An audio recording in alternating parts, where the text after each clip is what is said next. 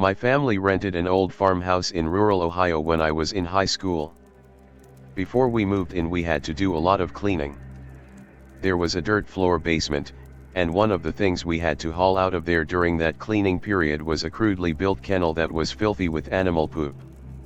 The basement always creeped me out. I shared a bedroom with my sister. There was a walk-in style closet in our bedroom where we kept some clothes, toys, sports equipment, and games.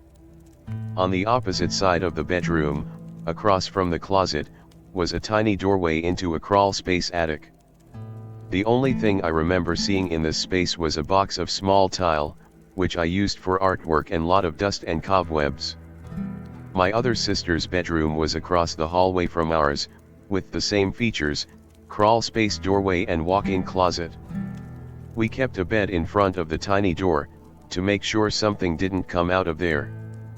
But we could never keep the closet door closed. We'd shut it at night, but every morning when we awoke, the door was opened. We did our best to trigger the door to open without using the doorknob, but we never figured out why it wouldn't stay shut. Eventually, we unscrewed the doorknob assembly so we could close the door, pull out the doorknob, and hope that would keep it shut. But it didn't help. The door still opened on its own. We heard scratching in the walls at night. It was an old house, and it could very well be that some small animals called the walls of our house home. But it was uneasy to hear that noise after dark. A lot of odd things happened in that house. Doorbells sometimes rang on their own. This home was a good mile to the nearest neighbor, and people didn't just come walking by to prank us. One day we all traveled to town, and when we returned in the evening, the front screen door, which had a hook and eye latch, was locked. Someone had to be in the house to lock that door. The rear door was on a back porch, and the only way to lock that door was to position a broomstick under the doorknob assembly and put the other end against a step. And this required someone to be in the house to secure the door. So, when my family left the house and needed to lock up, we would secure the front door with a deadbolt, the screen door would be unlocked. And we would rig the broomstick to lock the back door. So when we returned home and both the screen door and back door were locked, it was a little freaky. After we pried a window open to get back into the house, we found our pet dogs hiding under the furniture. The furnace vents in every room in the house were pulled away from the floor and flipped upside down. I also witnessed orbs. Not on camera, this was long before home security systems were available.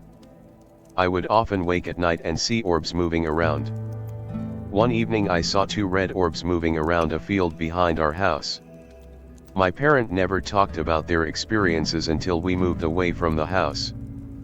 But my mom, who was alone at home most days, always heard strange sounds and noticed objects being moved around. She never actually saw something move, but she would put something away, walk into the other room, and it would be back sitting on the table again when she returned to the room, that sort of thing. That's the creepiest house I have ever lived in.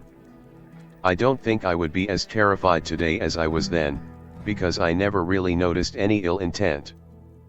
I found this pretty disturbing video of some African American people gathered around this voodoo man who slit a chicken's throat and brought it back to life, and in the comments a bunch of people were saying stuff like, "I claim no negative energy from this video," and some people were saying stuff under those comments like, "I claim all negative energy from this video to you."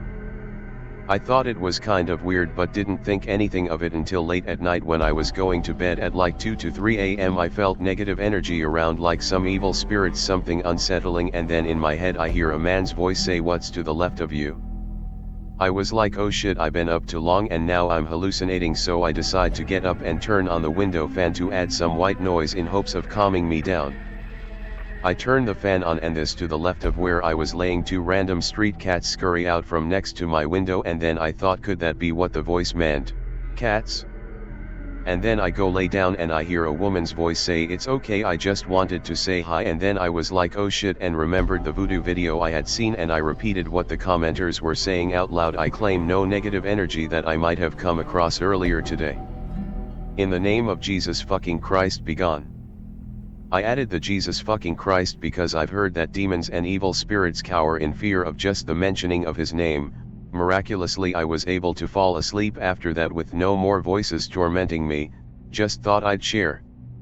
I live in Louisville, Kentucky and work at a pretty run-down adult movie theater attached to a roadside motel with hourly rooms. The place was built in the 1930s and has had many additions over the years. I started working there in 2015 and by then it was overrun with drug users and prostitutes. I worked really hard to try and clean the place up and to keep all the troublemakers out, but I could only do so much. I knew that several people had died on the property over the years. From drug overdoses to old men having heart attacks in their rooms to murders.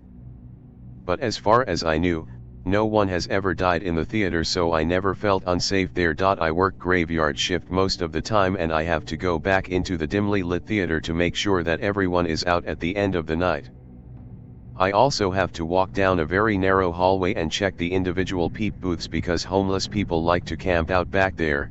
It's only $10 to get in and it's somewhere for them to sleep or get warm/high for a few hours. I worked there for many years and experienced nothing out of the ordinary. Fast forward to 2021 and I was burned out. I had gotten comfortable and was basically in a rut, so I quit. In the time that I was gone, the other employees weren't as vigilant as I was about keeping the troublemakers out. That led to at least 2 people I know of overdosing and dying in the movie theater. I started having personal problems and needed some money quick, so I returned in January of this year and the theater has taken on a completely different vibe. Now, I do feel very uneasy being alone in the store at night. Some of the fluorescent lights don't work right anymore and there are times that I am plunged into near complete darkness while walking down that hall and I swear it always feels like someone is walking directly behind me. I refuse to look behind me when I'm clearing the booths out. There's a locked utility door that always seems to be opening on its own as well. There have always been eerie sounds during my end of the night routine, but I can usually explain them away. But now, I will hear doors opening or chair legs scooting on the tile floor. I'll be standing in the empty theater with the television muted and it feels like there are other people hiding back there somewhere and I can't shake that feeling.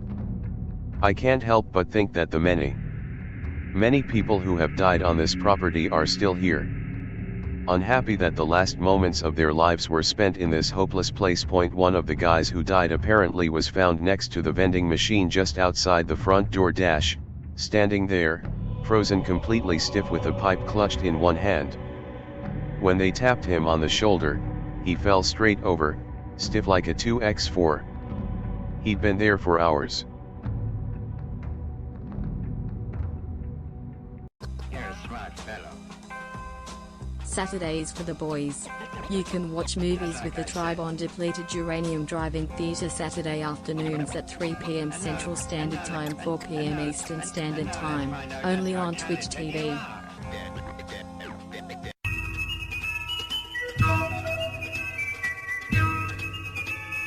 Like, share and subscribe to the channel, and be sure to ring the notification bell.